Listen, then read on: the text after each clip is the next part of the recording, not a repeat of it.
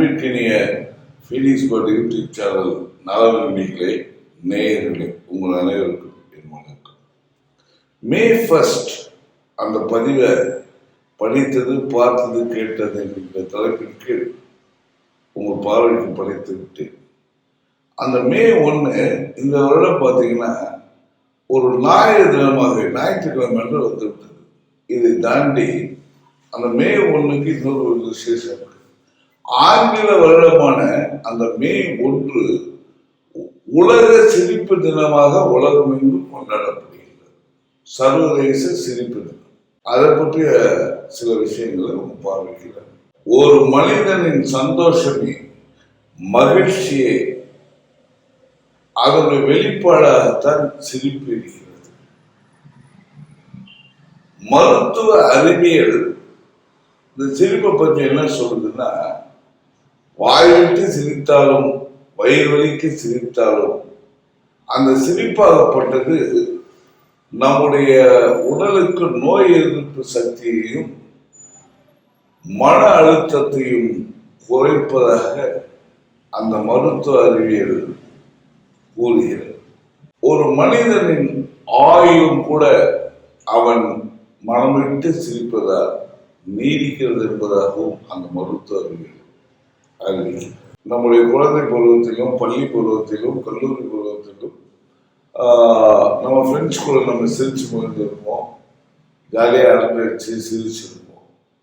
ஒரு காலகட்டத்தில் பார்த்தீங்கன்னா நம்ம பெரியவங்கள்கிட்ட நம்முடைய குடும்ப சூழலின் காரணமாக, வாழ்வியல் காரணமாக, நம்ம பணியின் காரணமாக நம்ம ஓடி ஆடி பணியாற்றி கொண்டிருக்கின்ற காலகட்டங்களில் அந்த சிரிப்பு கொஞ்சம் கொஞ்சமாக குறைக்கும்.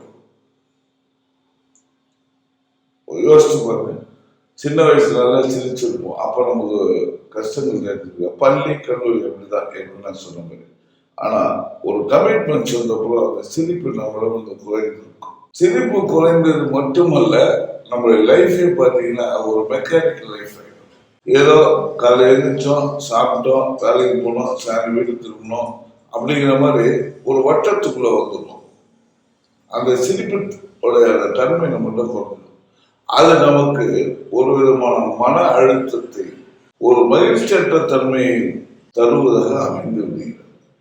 ஏன் இன்னைக்கு பாருங்க, டிப்ரெஸ் என்று சொல்லப்படக்கூடிய மன அழுத்தம் பல பேருக்கு இருக்குது. அதுக்காக மருத்துவமனைகளுக்கு சென்று கொண்டிருப்பது நீங்க பார்க்கலாம். இவற்றையெல்லாம் குணமாக்கக்கூடிய மருந்தாக, மந்திரமாக திகழ்வதுதான் சிரிப்பு. இப்படிப்பட்ட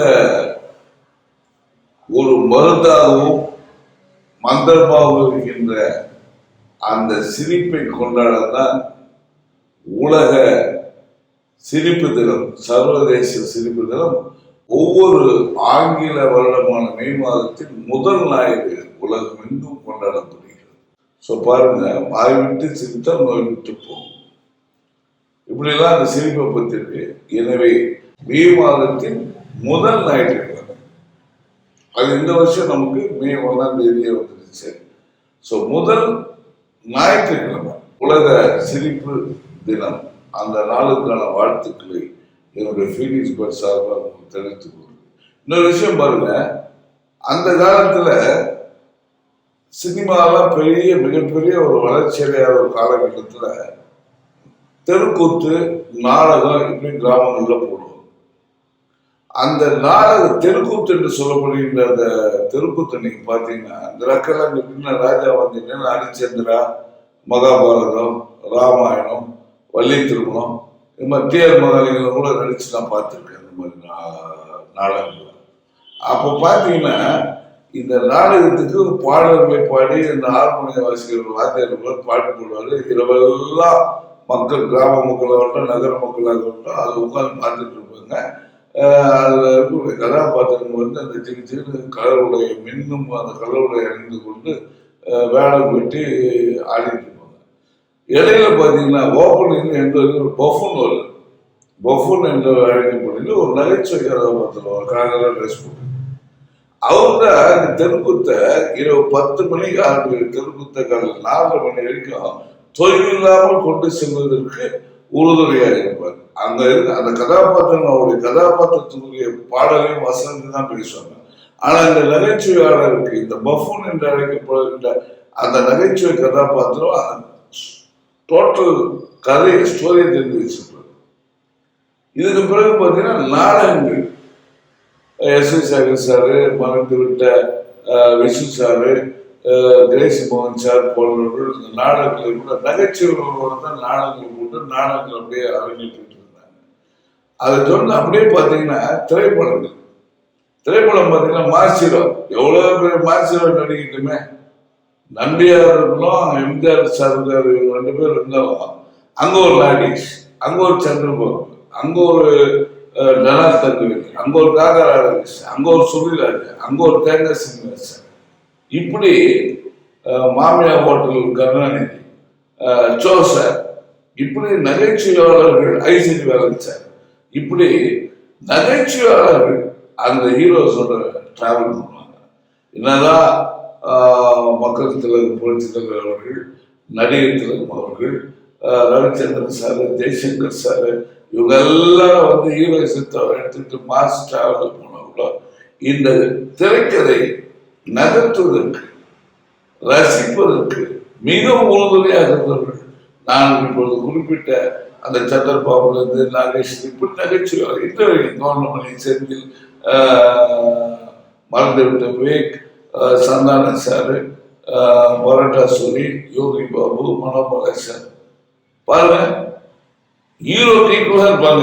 இவங்க நகைச்சுவையாளர்கள் தான். ஆனா அந்த நகைச்சுவை இருக்கும் பொழுதுதான் அது வாட்டர் என்ன ஜேனர் படமா இருந்தாலும் சரி, அது கிரைம் த்ரில்லராக இருந்தாலும் சரி, ஆக்ஷன் த்ரில்லராக இருந்தாலும் சரி, any whatever any journals, நகைச்சுவையாளர்கள் இல்லாமல் ஒரு திரைப்படம் சுவாரஸ்யமாக இருக்கிறது. நகைச்சுவைக்கு என்றே படமும் இருந்திருக்கிறது. என்னுடைய இயக்குனர் முக்தா சீனிவாசன் அவர்கள் தேர்மலை, நாகேஸ்வர ஹீரோ, சர்வசுந்தரம், நகைச்சுவைக்கு என்றே சில படங்கள், சர்வசுந்தரம் முக்தா சீனிவாசன்ல இந்த மாதிரி நகைச்சுவைக்கு என்றே படங்கள் அவர்களை கதாநாயகர்கள். ஸோ நகைச்சுவை என்பது வாழ்க்கையில் இருந்தால், நான் ஏற்கனவே குறிப்பிட்டது போல, நம்முடைய மருத்துவர்கள் சொன்னது போல, மன அழுத்தம் மற்றவர்கள் வராமல் நமக்கு ஆயுளை நீடிக்கின்ற ஒரு உணர்வாக இருக்கிறது. அதனால தான் உலக சிரிப்பு தினத்தை முதல் ஞாயிறு என்று உலகம் என்றும் கொண்டாடுகிறார்கள். இதையெல்லாம் மீறி புரட்சி தலைவர் 3 எழுத்து அதிசயம் எம்ஜிஆர் அவர்கள் சிரித்து வாழ வேண்டும், பிற சிரிக்க வாழ்ந்திடாதே அப்படின்னு, நாம் அனைவரும் சிரித்து வாழ்ந்திட வேண்டும், பிற சிரிக்க வாழ்ந்திடக்கூடாது என்று கூறி நல்லா இருப்போம், எல்லாரும் நல்லா இருப்போம், ஜெயிக்கிறோம், நாம் எல்லாரும் ஜெயிக்கிறோம் என்று கூறி உங்கள் அனைவருக்கும் வாழ்த்துக்களை, உலக சிரிப்பு வாழ்த்துக்களை கூறி பதிவை முடிக்கின்றேன். உங்கள் ஃபீனிக்ஸ் சாலமன்.